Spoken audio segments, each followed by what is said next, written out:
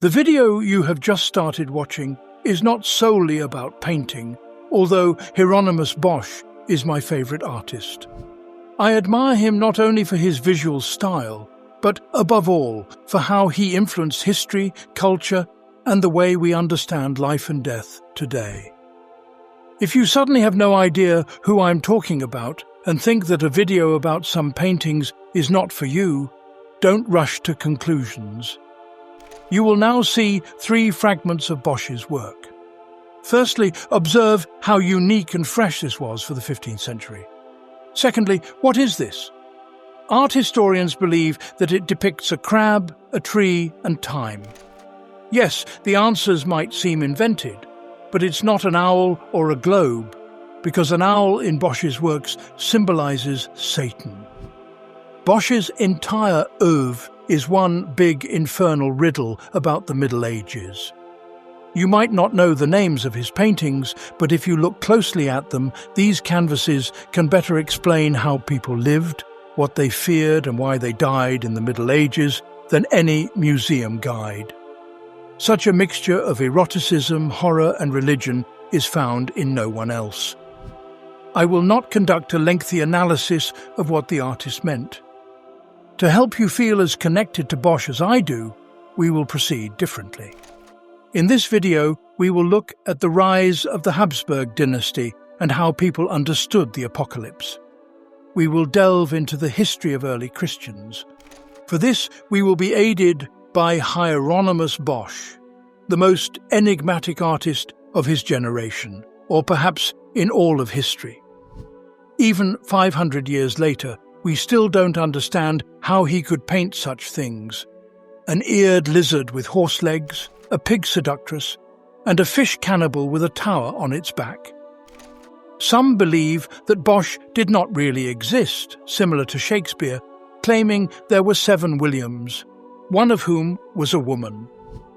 According to another theory, Bosch was an insane sectarian and schizophrenic, who loved to pray naked and constantly experienced hallucinations.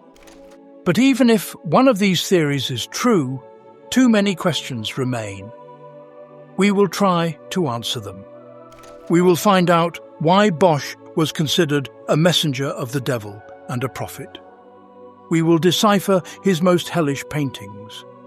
We will understand how, in medieval times, Bosch came up with ideas that Surrealists would only reach 400 years later. Bosch was born in the city of Bosch, a Dutch backwater with nothing much to do. There are hundreds of such towns in the Benelux. Noteworthy, in Bosch there is a residential area of white spherical houses.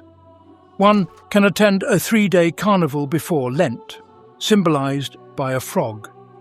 The city was originally a fortress surrounded by swamps. If a tourist makes it to Bosch, it is for one purpose, to see St. John's Cathedral. Both in Bosch's time and now, it is the main point of the city. The enormous Gothic cathedral is literally covered with sculptures, sphinxes, bagpipers, monkeys, vicious dogs, goblins, even little devils, a total of 600 figures.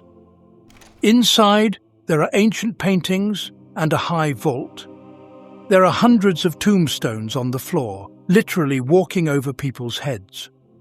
But that's about all the curiosity there is. Not the Cologne Cathedral and not the Notre Dame in Paris. But 5 centuries ago, Bosch looked very different. The medieval Netherlands, literally Low Countries, refers to a small area by the North Sea to the east of England. These lands are called low because the only thing lower than them is water, and part of this territory actually lies below sea level. As elsewhere in medieval Europe, the Netherlands was a feudal amalgamation of principalities. Their entire history is one of fragmentation, with occasional interruptions from the firm hand of the Duke of Burgundy or the French king. In the year 1380, a significant breakthrough occurred. the Dutch discovered a method for salting herring in barrels. You might smirk, thinking, what kind of breakthrough is this? Perhaps gastronomical. However, it provided a significant push for shipbuilding and maritime trade. Why? Previously, keeping food fresh was a major challenge, particularly affecting sailors. This discovery allowed them to stay well-fed longer at sea, which meant they could travel further. Herring provided a powerful boost to shipbuilding and maritime trade. Thanks to fish, many port cities flourished, like Den Bosch. But by the end of the 15th century, everything began to fall apart, particularly in the year 1477. During a most inopportune war, Charles the Bold, Duke of Burgundy, lost his life. Europe was in the midst of a Catholic crisis, and everyone was expecting the end of the world, foretold for the year 1492. We shall discuss this further. The era of change also touched art. The medieval canons, which dictated the depiction of only religious themes, were giving way to ancient subjects featuring minotaurs, wine, and nudity. Antiquity was being reborn from the ashes of history. The Italian name for the era would become pan-European, the Renaissance. The trend of the time shifted towards humanity, its appearance, deeds, and life. It was during this transitional period between eras that Hieronymus van Aken was born and grew up, known around the world today under the pseudonym Bosch. In those years, the town of Den Bosch was experiencing its golden age. It was a crucial northern trading port. From here, sailors from all over Europe set off through the Rhine into the Baltic Sea in search of herring, to Cologne for wine, and to Liège for everything under the sun, perhaps including waffles. And people usually came to Den Bosch for knives and giant church bells. Another piece of good fortune for Den Bosch was the absence of the horrors of the Inquisition or diseases in the city. The plague had passed, and smallpox and cholera were yet to come. A bright future was not far off, or rather, it was beyond the mountains in Italy. While Leonardo da Vinci created his masterpieces, Northern Europe was just entering the Renaissance. Along with art, people rethought their attitude toward religion. During endless debates, religious communities flourished, critiquing the church. Each community was more original than the last, each with its rules and hierarchy. Rome paid no attention to this. Communities were an ancient story, coexisting peacefully with the Vatican for centuries. But after war, plague, and the anticipation of the end of the world, everything changed. People began to view the higher clergy differently. Being a member of a religious community attacking the church became fashionable. Supporting it was even considered honorable. Besides commoners, wealthy individuals could be found in these communities. They provided money for repairs, paid for cathedral paintings, and commissioned artworks. In return for their pious donations, they were allowed to leave hidden hints. The faces of Dutch patrons can be found amidst biblical scenes.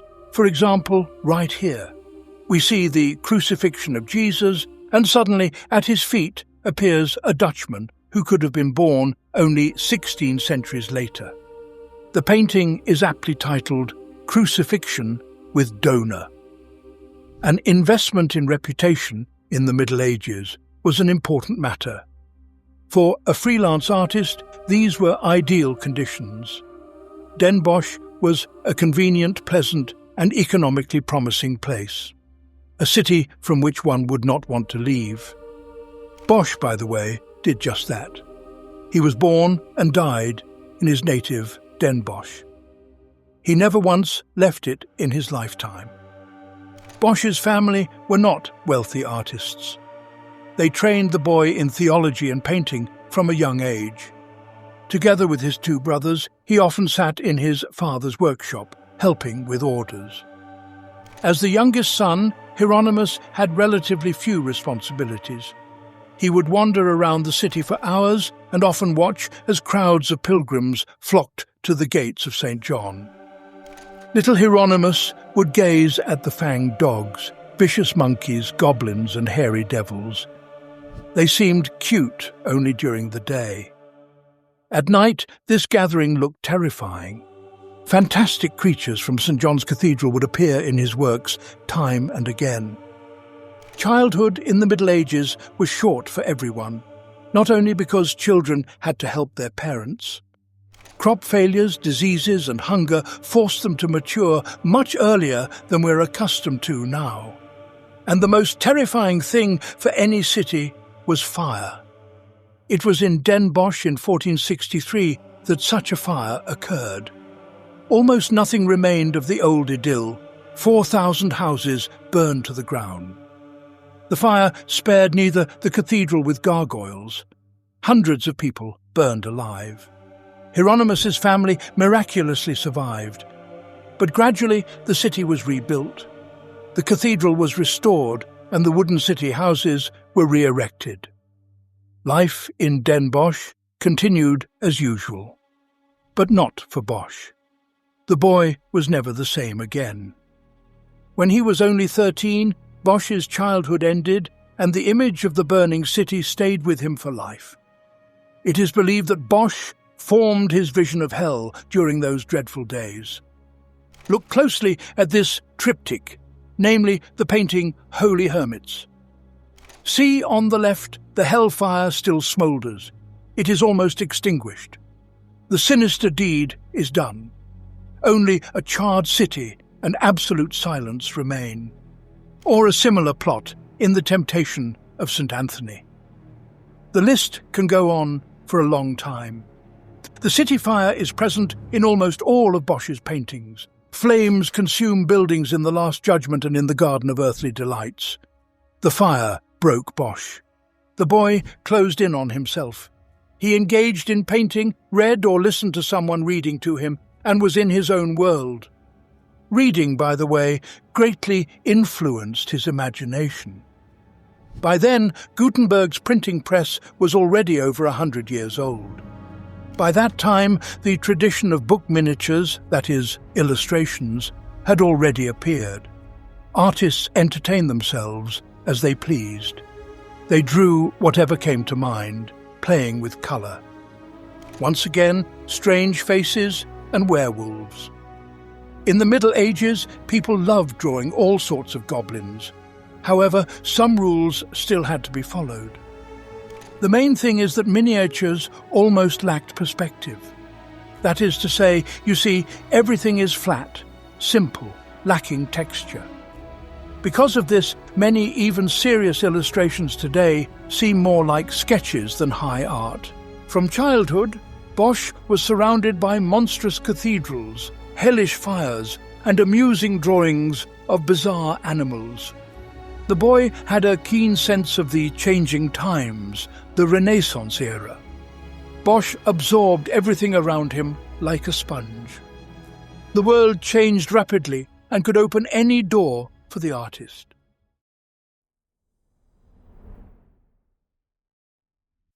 By the age of 30, everything in Bosch's life was coming together. He was a sought-after artist who did not drink, worked a lot, and was especially fortunate in his betrothal. His childhood friend's dowry was quite substantial, allowing them to live comfortably. After the wedding, Bosch's career soared. Together with his wife, he moved to a large house on the city's main square. There, he opened a workshop. Bosch was successful in social life as well. By family tradition, he belonged to the Brotherhood of Our Lady.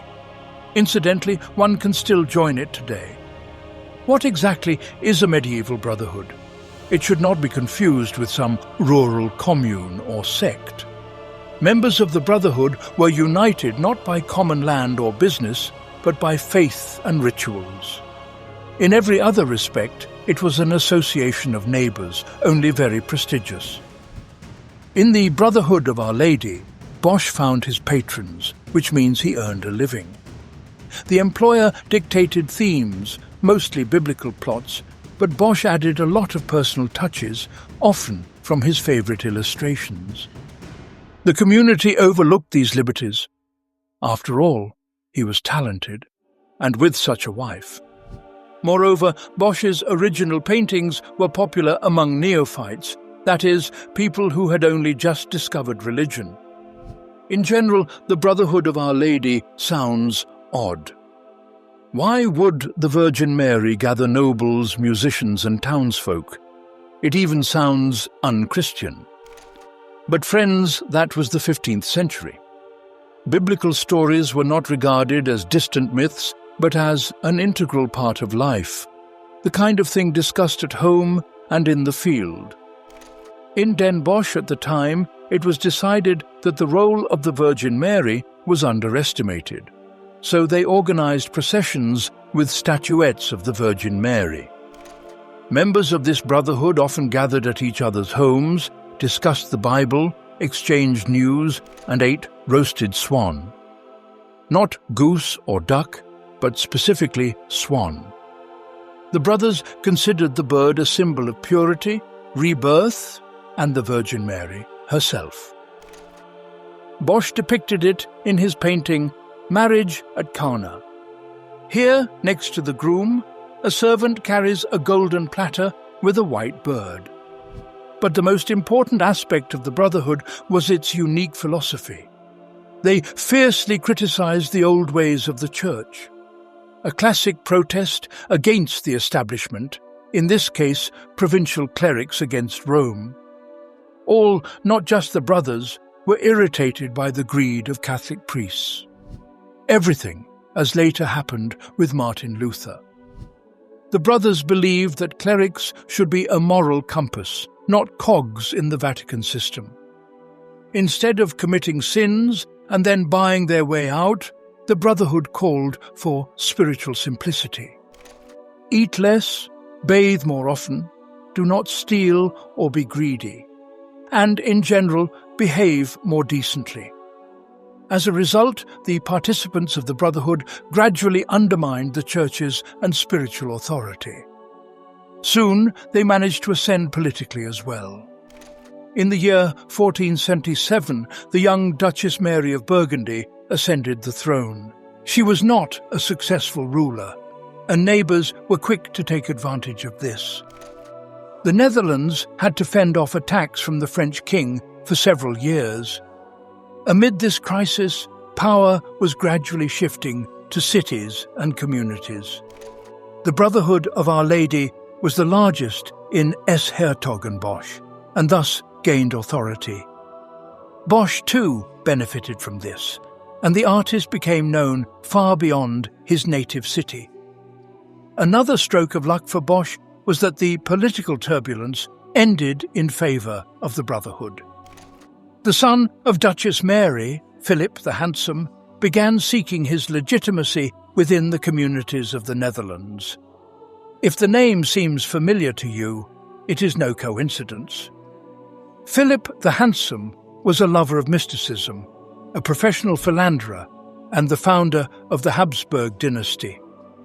Among all the communities of Burgundy, Philip favoured the Brotherhood of Our Lady most, and among them Bosch stood out with his paintings. Thus, Bosch and the Habsburgs began to work together. It was Philip who commissioned the artist's most famous triptych, The Last Judgment. This triptych is a frightening and ominous painting measuring 1.5 by 2.5 meters.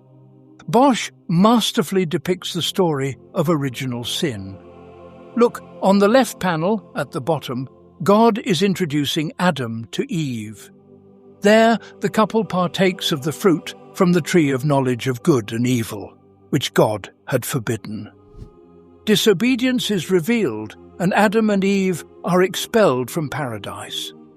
Above, in the sky, servants of darkness and light are at battle. Original sin originates in paradise, and on the day of the Last Judgment, sinful individuals face severe punishment.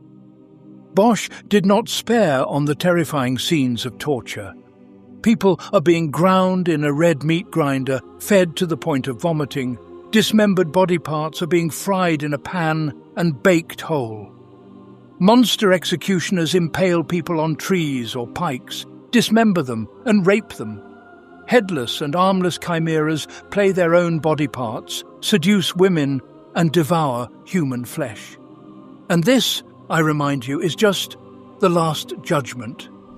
Bosch also painted hell. Here, on the right panel, there's a toothy monster in a tower. This is the ruler of the underworld, Satan himself, laughing and mocking. Nearby are green titans and frenzied birds. Knights trample, eat and shoot sinners. All are doomed to eternal horror and pain. An anti-advertisement for sin, more effective than any pastor's sermon. Bosch took almost no money for his work. Grateful Duke Philip the Handsome managed to pay him only 36 livres, about $6,000. A paltry sum for an eternal masterpiece, which the artist may have spent years creating. Humble Bosch was a devout Catholic, not striving for wealth and even avoiding it, except for his wife's dowry. Yet, how approximately are Bosch's masterpieces valued? Let us attempt to estimate their worth. This is not easy, but there is a way. Consider the martyrdom of Saint Wilgefortis. The essence of the painting lies in the beard. According to legend, Wilgefortis was the daughter of a pagan king who planned to marry her off. This was despite the fact that the young woman was a Christian and had taken a vow of celibacy. She could not have a husband. The princess prayed day and night, pleading with God to call off the wedding, and the Lord resolved the issue in an extraordinary manner. One morning, she discovered a reddish beard and moustache on her face. The groom immediately broke off the engagement upon seeing such a sight, and her enraged father ordered the disobedient daughter to be crucified. This parable with a moral states that the spirit is stronger than all sufferings. Unfortunately, over the years, the red beard thinned. This happens with canvases that are over 500 years old. The Getty Foundation in Venice decided to restore the painting and paint the lost beard back on. They had to pay restorers $350,000 for this. All it took was to restore the long-lost strokes of Bosch on the heroine's face. Even now, Bosch's paintings amaze and captivate. And this, in our information age, when we can see more masterpieces in 30 minutes than the richest king could have appreciated in his entire life before. Imagine the impact his paintings had back then. People at that time saw sunsets, hills, and church domes as the entirety of beauty in their lives. And here was Bosch before them. There were rumors that his paintings hypnotized people. Some even felt a heat emanating from them, like from fire. Bosch's paintings, like modern horror films, frightened yet conquered the hearts of the main sinners of the era. Speaking of which, another client of Bosch's was a bishop from Utrecht, also named Philip. He was a debauched priest, a detestable politician, a drunkard, and a great admirer of women. Sinners came to Bosch either out of fear, for repentance, or perhaps under the influence of that very hypnosis. And Bosch did not refuse them. It was perfectly normal for a decent artist to work for a binging bishop. Bosch painted for him the extraction of the stone of folly. However, he did not reveal the plot of the painting, and it's clear why. Look, a gentleman in a pink dress with a funnel on his head is opening a man's forehead and extracting something from an incision. It seems like a stone. The patient is tied to a chair with a tablecloth. What's the meaning here? Well, unlike many works by Bosch, it's clear here. In the Dutch language, there's an expression, to have a stone in the head, meaning to be foolish. The patient in the painting likely decided to rid himself of foolishness through surgery. But if you look closely, they're not extracting stones from him at all, but tulips, a symbol of excessive gullibility. The patient is simply being deceived, and the inscription on the painting states, "Master, remove the stone, my name is Lubbert." This is a proverbial name, fool and lazybones. But the main characters are those standing next to the surgeon. His accomplices, a monk with a decanter of wine, and a bored nun with a book on her head. A closed book symbolizes lies and stupidity. Do you understand the audacity? Bosch painted this mockery and then sold it to the bishop. We do not know what Philip thought about the extraction of the stone of folly, but he paid the money and kept the painting in his home for 30 years. I will say more. He continued to commission paintings from Bosch and secretly collected them until the master's death. What is this? Folly, madness, or even masochism? Not only Dutch bishops, but even the Habsburgs themselves admired Bosch. The love for the artist was inherited by Philip the Handsome's grandson, Philip II. Like his grandfather, he was simply obsessed with the hellish images of the genius. The power of Philip II is hard to imagine. His domains stretched from Peru and Mexico to Hungary and Sicily.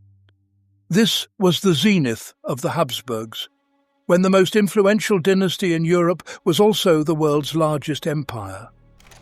Philip II loved books, art, and considered himself a defender of Catholicism.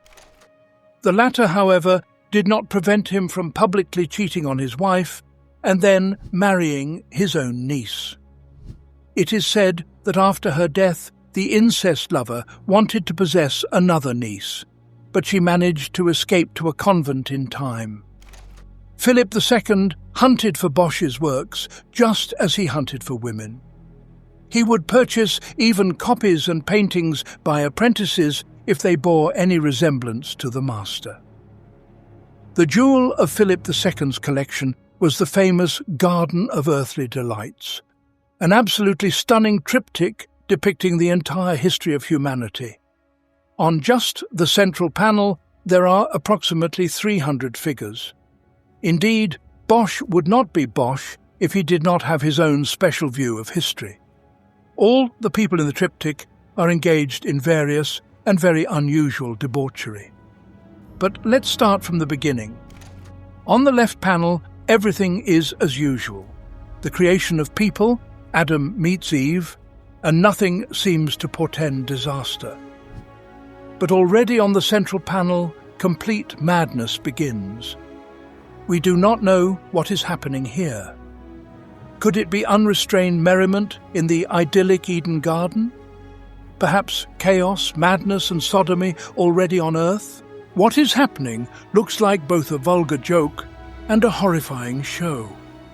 Here, a large company is eating enormous blackberries. Slightly to the left, an odd fellow is swimming upside down with a strange fruit between his legs. Further away, a mermaid performs incredible tumbles in the company of naked spectators. The absurdity of these scenes is unsettling. As usual, everything is teeming with creatures. Here are abnormally large ducks, owls, camels, butterflies, and fish. Sometimes they feed people and behave amiably, but then they attack, peck, trample, or try to ride them. On the right, an owl has even nested directly on people. On the last panel, Bosch turned to his specialty, monsters and the sufferings of sinners in hell. Here's where true darkness lies. How about ears the size of a house crushing the crowd? Below, an unfortunate soul is crucified on a giant harp. Here, a monster resembling a blue chick sits on a toilet devouring sinners. Researchers associate it with either Satan or time itself. Allegedly, the monster's body, together with the toilet chair, resembles an hourglass. In such a case, the message is simple. time destroys or even devours. So, Philip II not only loved this colourful chaos greatly, but also constantly carried it with him. Courtiers were astonished. It seemed as though there was nothing more important to the ruler of the world than Bosch's triptych. Philip held both America and Europe in his hands, yet he was interested in some monsters on the paintings of a certain Dutchman. It is said that on his deathbed, Philip Habsburg ordered a garden to be set right in front of his bed, as if through it he wished to understand what awaited him after death: crucifixion on a harp or salvation. There is indeed something mystical in Bosch. However, we cannot even imagine what effect his paintings had on people of the 16th century. I already mentioned that it was extraordinarily and captivatingly beautiful. But do not forget about religious consciousness. People believed, they knew that such things truly happened. Bosch's paintings were a reality. Continue to sin, and you would see it in reality. All of medieval Europe lived in anticipation of the wrath of the Lord. This is not merely a figure of speech. Remember, 12 years ago, the world was in an uproar because of the Mayan calendar. An ancient document claimed that on December 21st, 2012, the apocalypse would occur. One could dismiss it, saying, what prophecy in the 21st century? But even in our secular world, the scenario of the end of the world frightened millions. Both religious and non-believing people were scared. All it took was to unearth an old calendar, make a movie, and stir up a media frenzy. Now imagine how apocalyptic predictions worked in the 15th century, at a time when the revelations of John were not questioned. Belief in the inevitable end was a basic set of convictions for a Christian. But what is an apocalypse? Is it even something bad? Let's sort it out. So, the apocalypse literally translates as revelation.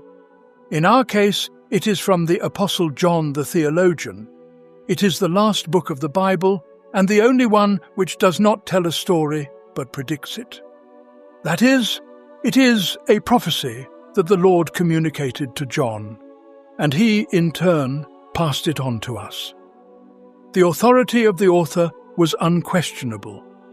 The prophet was boiled in hot oil for refusing to worship pagan gods. Surprisingly, the holy martyr survived. After the failed execution, he was exiled to the island of Patmos, where the revelation came to him. One could not simply ignore the words of such a person. Regarding the plot of the apocalypse, in broad strokes, we know that the Antichrist will come. He will bring with him wars, famine, and death. Then Jesus Christ is supposed to descend on earth again to save innocent souls. That very second coming, God will decide who deserves salvation and who deserves the fiery Gehenna. That is the final judgment. This is a very brief retelling. But if you study the original text, many details of the end of the world unfold. And it's not just about the number of the beast, 666, or the horsemen of the apocalypse, but about the lion, the calf, and the eagle, each with 6 wings covered with eyes on the inside and outside. This is what angels supposedly look like. You can learn about the sheep with 7 horns and 7 eyes, not to mention the swarms of giant locusts, each with human faces, long hair, teeth like those of lions, iron armor, scorpion-like tails, and golden crowns. And all of this under falling stars, epidemics, and reddened seas, rivers, and the moon. Once again, this is the Bible, the New Testament. People believed. So there is no need to think that Bosch, trying to frighten us with hell, overdid it. All his paintings are within the canon, only with some cosmetic alterations. And now the most interesting part. People should not be afraid of the end of the world. Yes, we will all die, but we will defeat evil, and the kingdom of God will be established. It will be a new world where God will rule and everything will be just. There will be peace and grace. Christians, in general, should only rejoice at this. Yet people were still afraid. Everyone who felt like it was predicting when the end would come. There have always been many versions on this matter, but there are a few main ones. The most popular is based on the ancient Christian calendar, which ended in the 7,000th year from the creation of the world, the year 1492, since the birth of Christ. But people began to tremble 50 years before the end. In 1445, 8 years before Bosch's birth, an earthquake occurred in Moscow.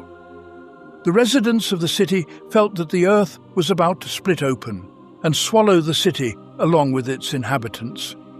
Add to this numerous epidemics, natural disasters, and endless wars. In general, everyone thought that the end was near. The thought that hell was inevitable and awaited brought people to despair.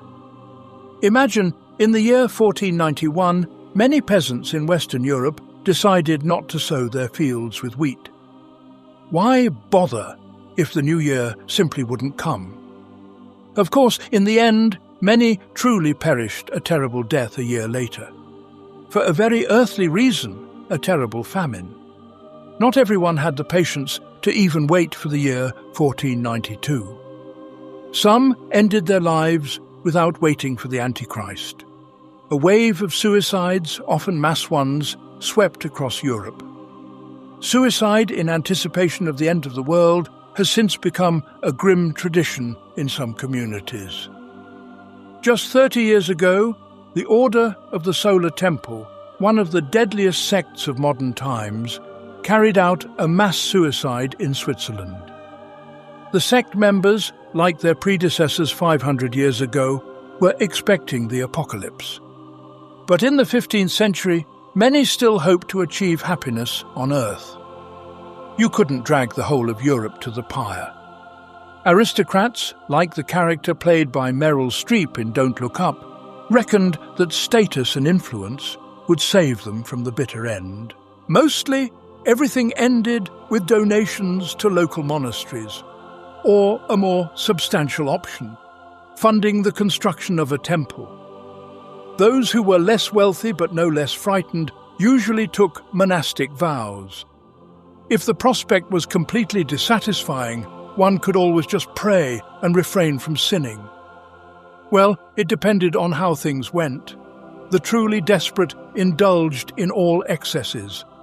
After all, you can't atone for all sins, death comes anyway. In general, people saved themselves as they could. Meanwhile, the revelation of John the Apostle was surrounded by interpretations and variations. People, relying on sacred descriptions, began to imagine details. The Antichrist was depicted as a beast with 7 heads, 9 horns, the feet of a bear, and the mouth of a lion. On its forehead, or rather foreheads, there were indecent words. This monstrous creature was destined to rule on earth for a whole 2 months. All this was listened to by our hero. Bosch was a great admirer of all these horror sermons. Like everyone, he was frightened by the end of the world, but he was not a fanatic. However, from childhood, he attentively listened to priests and the most excited townsfolk. He listened and remembered so that he could later use the imagery in his works. Let's finally return to the paintings. Look, on the right panel of the triptych Haywine, most of the landscape is occupied by a burning building. From it, thick smoke pours out in various directions and seems never to intend to stop. This is how Bosch depicted that terrible fire in his hometown of Hertogenbosch. But more interesting than the burning sky are the intricate beasts that pierce, rape, and eat sinners. At the top of the tower, they are assembling a gallows. This is Bosch commenting on the mass suicides of Christians. Except here, they hang by force, and death is not the end of suffering. The feverish construction hints that there will be many more levels with gallows. In the lower part of the painting, a strange creature with human legs in boots devours another person, an evident symbol of cannibalism, which affected various parts of Europe in those years. Bosch scholar Linda Harris insists that the artist had the gift of foresight, that with his hell, Bosch precisely reflects modern storylines of wars and cataclysms for us. Perhaps Hieronymus really saw the future and listened to the sermons for inspiration, and if so, did he know what awaits us all in the end? Strangely enough, there is an answer to this question. It is hidden in the painting, The 7 Deadly Sins and the 4 Last Things. In the center of the tabletop painting is depicted Christ, and beneath him the inscription, "Beware, beware, for the Lord sees all." Around him is a figure of the 7 deadly sins. In the corners of the table, 4 things await everyone: death, the last judgment, and then a choice: heaven or hell. Bosch was convinced that people were mired in sin. He loved turning his paintings into spiritual essays. Bosch believed if he showed people vivid tortures in the underworld, they would come to their senses. They would become more discerning in words, food, and bed. The bleak future would not occur. The main thing is to be convincing. His paintings acted as moral stories. Bosch's apocalyptic vision is vivid, colourful, with insane images and narration like a comic. That's why he seems so modern. Bosch could start a painting with something joyful and end it in complete darkness. But he never left people alone with the nightmare. He gave them a chance. Bosch believed that hell could be avoided through alchemy. The 15th century in Europe was a time of widespread fascination not only with the end of the world, but also with alchemy and astrology. They were understood as sciences, demonstrative and explaining everything in the world. We understand quite a bit about astrology today. Astrology has not lost its popularity over 5 centuries. In Bosch's time, it was as we are accustomed to. It was believed that the position of stars and planets could predict the future. Every self-respecting monarch had a court astrologer. He did not just promise luck and love, but advised on which day to go to war and recommended brides for the king. The scope of astrology was broader than it is now. In the 15th century, it was believed that a person consisted of 4 humours: blood, black bile, phlegm, and yellow bile. The proportion of these fluids in the body supposedly determined both a person's character and their ailments. Astrology used these simple schemes to explain all possible processes. Each planet corresponded to a specific humour, and each part of the body was associated with a sign of the zodiac. For instance, Aries was linked to the head and Pisces to the feet. Thus, unfortunate patients were treated according to astrological forecasts. Astrology has changed significantly since then, but the essence remains the same. Planets are connected to us, and we to them. Today, however, medical treatments are provided with pharmaceuticals, and surgeries are prescribed by the attending physician. As for what alchemy is, that's become much less clear. Alchemy looked to the skies much less frequently, often seeking the secret of immortality instead. Again, it's similar to the humours in astrology. 4 elements. In alchemy, they make up everything there is: water, air, fire, and earth. In practice, this meant that one substance could be transformed into something completely different. It merely required changing the proportions of the elements. The 5th element was the philosopher's stone, an artifact capable of freely transforming any substances. Of course, what attracted most people was the conversion of any metal into gold. According to legends, the philosopher's stone also produced an elixir of eternal life. Part of these fantasies, in fact, came to life. With the help of biotechnology, we create new plant varieties and develop medicines that extend the lives of hundreds of millions of people. And this is without philosopher's stones, not to mention the possibilities of animal cloning. Both astrology and alchemy, of course, often contradicted the Bible. Priests did not strictly approve of these false doctrines. But there was no outright ban on their study. Moreover, the sacred texts did not lack celestial signs and transformations. Jesus was born under the star of Bethlehem and turned water into wine. Alchemists and astrologers knew which fragments of sacred texts to pay attention to. And in the works of Bosch, alchemy is not merely a symbol. At the turn of the 15th and 16th centuries, alchemists and astrologers were occupied with the same concerns as everyone else. They worried about the end of the world and sought their own answers. When the apocalypse would come and how to destroy the Antichrist, or at the very least, how to extract gold from thin air to have some fun before the end. Gold did not interest Bosch, but he saw the salvation of humanity specifically in alchemy. Some believe he even practiced it. Was Bosch really so naive as to believe in these tales? Here, it is again important to remind ourselves to be more forgiving of past scholars. Now, we have scientific journals, established laws, rules, and the scientific method. Previously, people gained knowledge through endless experiments where the free flight of imagination was a necessary condition. Why is this important to consider? Alchemy in Bosch's time was a significant, logical, and beneficial endeavor. That is how it was perceived in society. For the artist himself, alchemy was interesting for other reasons. To understand them, let's first learn how to obtain the philosopher's stone. That's right, we have its approximate recipe. First, it's necessary to create the primal substance, depicted as an egg. It is the perfect proportion of all four elements in one object. Once the proportion is found, the object will begin to transform. There will be 3 stages in total: black, white, and red.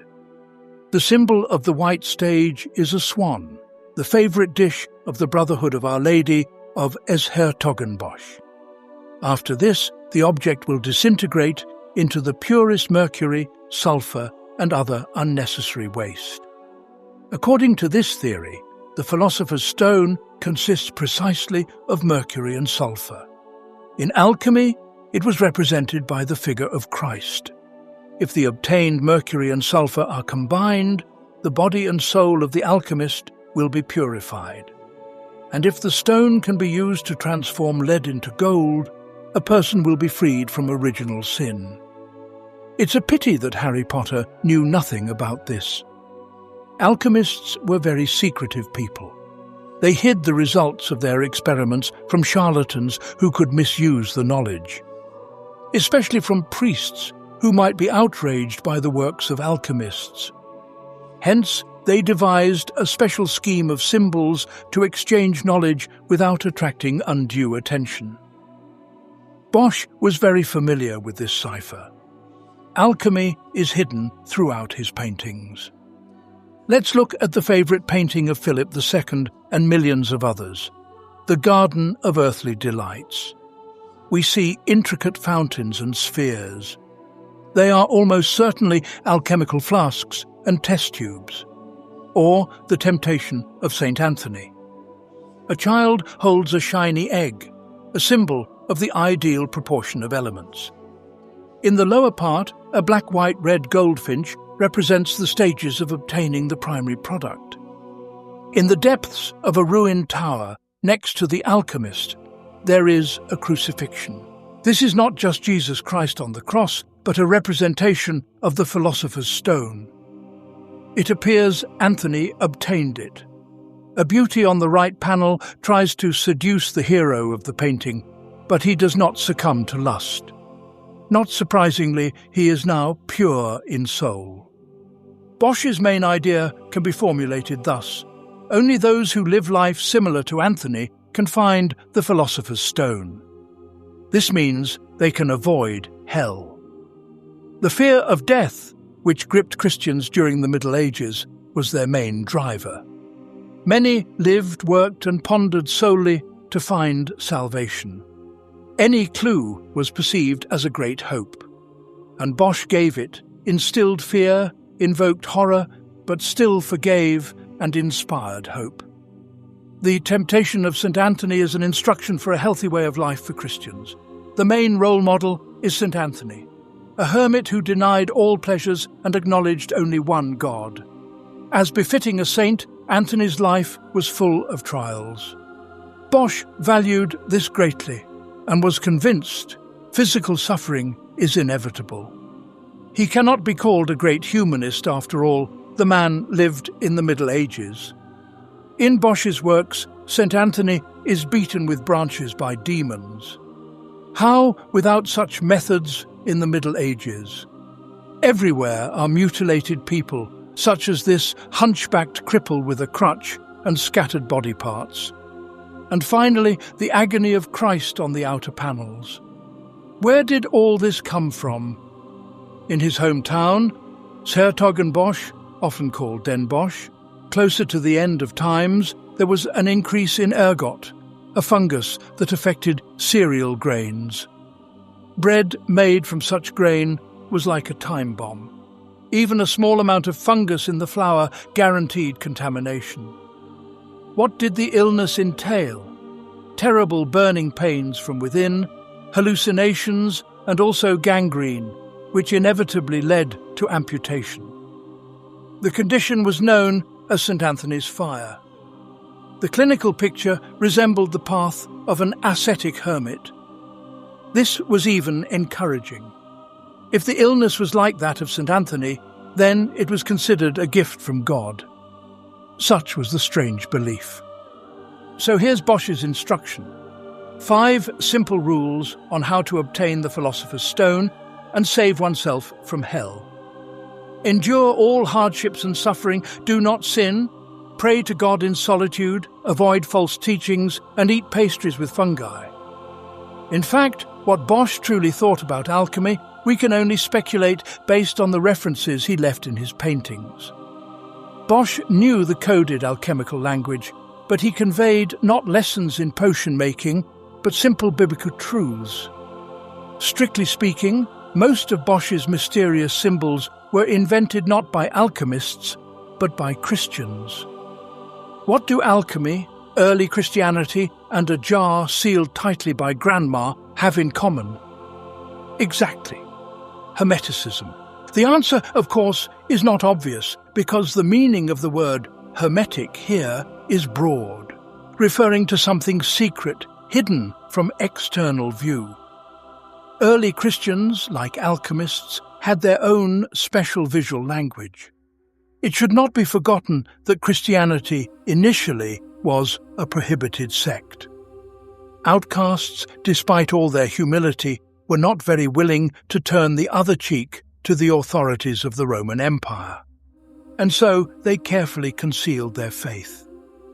To discern if there were allies among the enemy, they invented a cipher, a combination of references to the New Testament and pagan symbols. Early Christian art is replete with ancient symbolism. Bosch often depicted fish in his canvases, and this was no accident. Fish are a pagan symbol of the soul's rebirth, and a bridge from the deceased to the infant. If it does not speak, then it is either a corpse or a newborn. For early Christians, the fish symbolized the resurrection of Jesus. The fish theme in early Christianity is ubiquitous.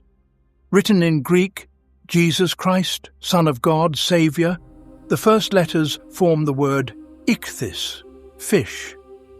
The most popular profession among the apostles was that of fisherman. Peter is the most famous example. Such coincidences. The next most important symbol is the ship.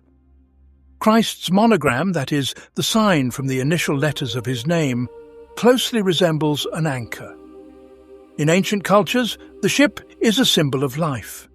The anchor, therefore Christ, was associated with support and salvation, while the ship was associated with the church.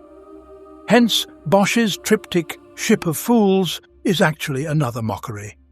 The vessel sails through the waves, its passengers on the way to a miserable death. Everyone on the ship represents a vice. Gluttony, drunkenness, passion, or folly, another of Bosch's jests at the Catholic Church. But more than the ship and the fish, Bosch favoured the toad. It symbolised Satan, filth, and heresy. It was believed that every witch had a demon sitting on her left shoulder in the form of a horned toad. If you stared at such a toad for too long, you could faint and die, and not even a kiss of love would save you afterward. But we, being educated people, can now decipher early Christian symbolism. Bosch addressed not only the educated class, but everyone. His triptychs were painted for churches.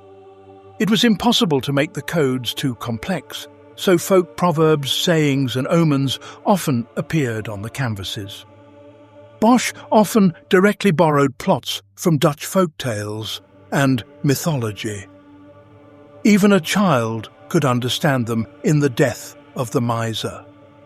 An arrow in the skeleton's hands means death is near. A broken egg signifies impending misfortune. There are no hidden meanings, although we are constantly criticized for searching for them everywhere. Thus, Bosch was simultaneously an author for the elite and enthusiasts of complex symbolism, as well as a popular figure with a clear message. Another source of inspiration for Bosch was medieval bestiaries. These were moralizing story comics popular throughout Europe. The monsters in them punished people for misdeeds or maliciously mocked them. Such were the times, such were the comics. Instead of the Joker and Marlin, children in the Middle Ages had the basilisk. Not like in Harry Potter. This was a rooster with a snake's tail and the body of a toad. According to legend, the basilisk hatches from a rooster's egg. Again, not a chicken egg. Moreover, the egg had to be incubated by a toad and necessarily in manure, although the type of manure is not specified. There is a belief that Alexander the Great fought such a beast. He used the basilisk's main superpower against it. Meeting the monster, Alexander showed the basilisk a mirror. The basilisk looked at its reflection and instantly died. But we know it was all due to its deadly beauty. Apart from the basilisk, Bosch had a whole zoo of curious creatures. In the Garden of Earthly Delights, for example, a white camelopard appeared, a mix of a leopard and a camel. You might say this is just a giraffe, and you would be right. Bosch declared 3 centuries prior that such a creature not only existed, but also resided in paradise. Next to the camelopard rests a 2-legged creature, either a dog or a horse. In the pond swims a winged fish and an amphibious unicorn. Around walk 3-headed birds and lizards, and in the background rampage a porcupine, a boar family, and a dragon. Bosch had a particular fondness for musical instruments. He could not stand pop and acknowledged only the organ and choral singing. Bosch hated this approach to music with all his heart, and in his paintings turned harps and lutes into instruments of torture. But worst of all was the bagpipe. In the Middle Ages, the devil was often depicted as a bagpiper, tempting the weak-spirited with his music. They would start to dance and organized orgies, thereby dooming themselves to the torments of hell. Bosch was not alone in his hatred of the bagpipe. Performers and authors generally had a terrible reputation. See a person with a musical instrument and hear their singing. Know that before you is a debauchee and a charlatan. The same attitude applied to actors. The prestige of these creative professions is a sign of our times. In the Middle Ages, this was condemned. Continuing with the favourite symbols of Hieronymus Bosch. Skate. At that time, they were simply wooden blocks with metal strips tied to shoes. In Bosch's work, monsters are often seen skating. I have always been genuinely fascinated by why he chose to make these characters skaters. The most famous is the eared grotesque on the left wing of The Temptation of St. Anthony. There are several theories as to why this character is on skates. The first is that all skaters lived on the ninth circle of hell. According to Dante, this entire circle consists of the icy lake Cocytus. Bosch reasoned logically and provided the monsters on the ninth floor with footwear that was convenient for moving around. The second theory is more prosaic. The artist simply disliked ice games and thus attributed them to gargoyles, goblins and grillies. The latter are creatures with a head and legs, but completely without arms and torso, seen frequently in The Last Judgment. The old man in a red cap, the chick in a cracked egg, and a tailed oddity without boot. The famous eared grotesque from The Temptation is also a grilly. Hieronymus Bosch is a medieval Tarantino, but far more genius. He assembled a mosaic of references to astrology, Christianity, and alchemy. For added flavour, he included a pinch of folklore in his set of images. Not everything in his imagery held profound meaning. Sometimes Bosch grumbled about things he simply did not like, yet it always turned out genius. His paintings were a puzzle of childhood memories, spiritual revelations, and a personal worldview. However, there is one major injustice to all of this. We are unlikely ever to know what Bosch looked like, how many exact paintings he created, or if he even lived at all. Historians are certain that Bosch often painted himself. It's hard to say for sure. His three most famous portraits were created after his death. Between the paintings, there is some resemblance, but very conditional.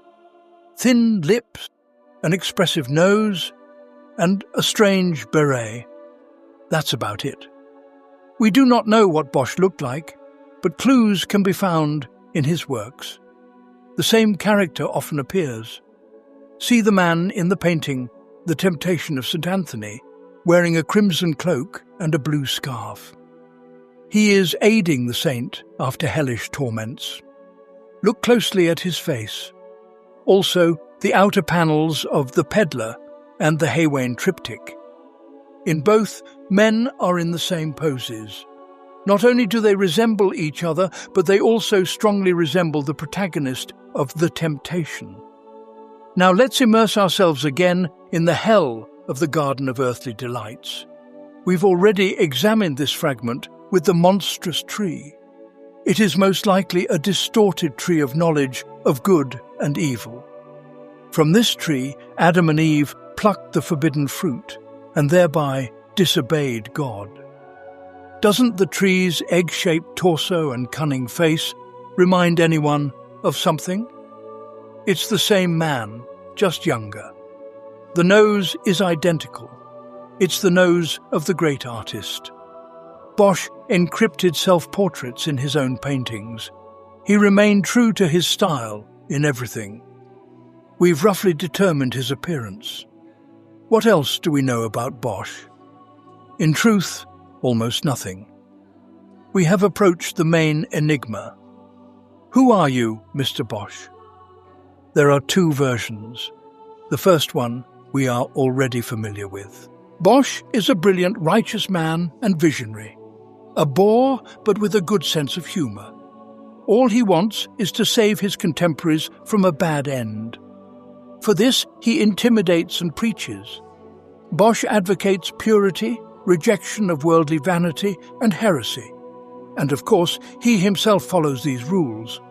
This is how Bosch was seen by his all-powerful fan, Philip II of Habsburg. This is how descendants often imagine him. The second version is much simpler and therefore more attractive. Bosch is an ordinary person, just very talented and wise, and certainly not a saint. He apparently thought so himself. The characters in the paintings, the haywain and the peddler, are not righteous, but fallen people. They are merely moving along the path of healing. This is indicated by the barking dog, a symbol of the devil, the wound from its bite, that is, involvement in sin, and the torn clothing. At the same time, the shaky bridge and the slightly closed gate hint at a bright, though distant, future. Bosch admits nothing human is alien to him. Like any person, he knows sin and makes mistakes, but tries not to deviate from the right path, and he wishes others the same. Hieronymus was an attentive and sensitive creator. He was well versed in human weaknesses, but could do nothing about them. This late painting by Bosch and his students, Christ carrying the cross, well conveys the painter's humility. Look, the painting is filled with Christ's persecutors. Among them, in the center, shines the blessed face of Jesus. He sacrifices himself for those who condemned him to death. He is calm, ready to accept his fate. His companions have blocked the landscape. There is no end to them. Christ is being led to Golgotha. Bosch observes again and again the procession of ungrateful sinners. He himself is a participant in the entourage. It seems here is Bosch above the cross. His nose gives him away. The man is dissatisfied but humbly follows the crowd. He feels that things cannot continue like this, and therefore he paints this scene. The artist, like a mirror, reflects the true nature of people, including his own. Bosch believes that one day a person, like a basilisk, will see the reflection of their sin and conquer it. Not today, but someday. It will definitely happen. In the year 1492, the apocalypse, as we know, did not occur unless you count the discovery of America. But Europe was struck by another calamity, an epidemic of an unknown disease, just when people struggled to learn how to fight wheat rust. Scientists still do not know what strange fever claimed the lives of hundreds of thousands of people. In those years, Bosch began to depict not whimsical monsters, but everyday life more often. His works shifted from fiery horror to parables. In the late paintings of the death of a miser, conjurers, and the carrying of the cross, the focus shifts from the impending punishment to the crime itself. Bosch yearns for the purity of the human soul. Let us examine Bosch's mature works a bit more closely. The death of a miser depicts the last moments of a sinner's life. He is gravely ill and will soon die. This is indicated by the skeleton with an arrow in its hand. Remember such a symbol? And yet he is fervently reaching for a bag of gold. Riches are offered to him by the devil himself. An angel at his left shoulder tries to stop him. He appeals to the crucifixion.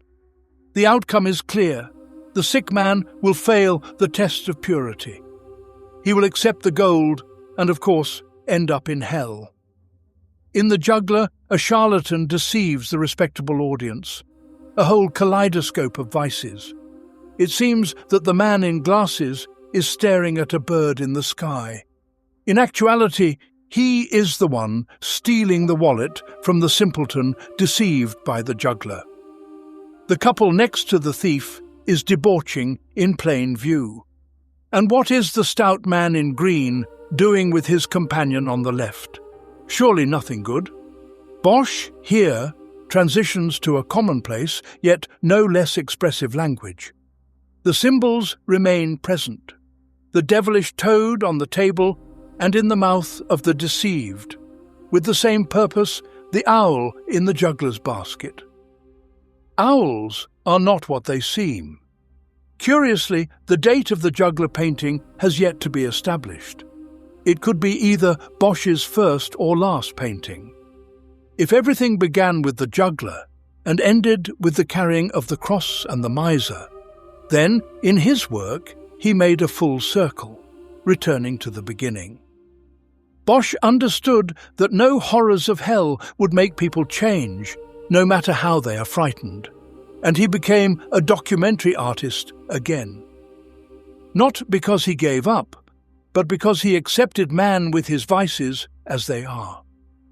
Hieronymus Bosch died in the year 1516 from that very unknown disease that struck Europe at the turn of the centuries.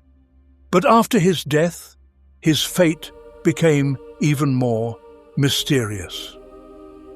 Hieronymus Bosch, born Hieronymus Anthonius Sohn van Aken, was buried and given funeral rites in his native St. John's Cathedral as an esteemed painter of the Brotherhood of Our Lady. In the year 1977, in a dream to unravel the mysteries of hellish masterpieces, Bosch's grave was opened, and no remains were found inside. According to legend, the head of the excavation, Hans Geilfer, found only a strange stone fragment instead of bones. This artifact was decided to be examined in the laboratory, and allegedly, when the stone was placed under a microscope, it began to emit a faint glow, and its temperature increased by 5 degrees Fahrenheit. But the investigation was quickly halted. The Catholic Church intervened. Priests deemed the grave's exhumation blasphemous. Where is this fragment now? Unknown. Reports about it have not been published. Could it be that Bosch obtained the Philosopher's Stone and reached paradise? We can only speculate. Bosch died childless, but there was no shortage of heirs. Crowds of students continued the master's work. They adopted the master's style and his philosophy. The humble painter from a town on the marshes became the father of the Dutch style with its symbolism. Bosch is rightly honoured as the founding father of Surrealism. He was the first in history to depict absurd scenes resembling a dream. Without Bosch, there would be no David Lynch, no Charlie Kaufman, no Salvador Dali. Spaniards generally consider the master to be the main successor in painting. Dali often turned to Bosch's works and even copied some. Dali was not the only one guilty of this. Bosch's originals are, as is known, priceless.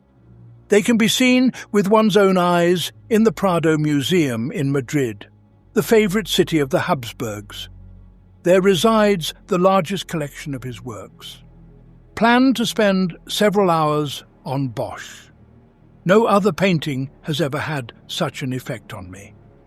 When you admit that you love Bosch in the world of true art connoisseurs, it might sound too banal. What is there besides the Prado Museum? In the Dutch town of Den Bosch, there is an art centre dedicated to the artist. There are no originals there, but there are extensive exhibitions and reproductions. In Moscow, in the museum apartment of Alexei Tolstoy, another version of The Temptation of St. Anthony is kept. Its author is unknown. Tolstoy believed it to be a painting by Bosch himself, but there is no confirmation of this. A copy of the central part of the painting by an anonymous follower is kept at the Hermitage in St. Petersburg. When talking about Bosch, we have to make many conjectures. Perhaps he was a psychic, a fanatic, an alchemist, or maybe all together. But that's not so crucial. The most important thing is that Bosch wanted to rid us all of folly and evil, and all because of great love for humanity.